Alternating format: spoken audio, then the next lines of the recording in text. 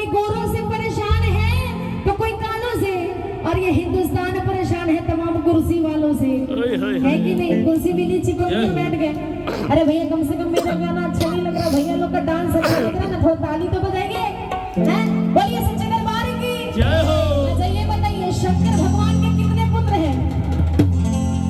दो है ना, क्या क्या नाम है उनका? कार्तिक और गणेश। क्या बात है, बोलिए सच्चे दरबार की। आइए लेकिन झूठ क्या लइका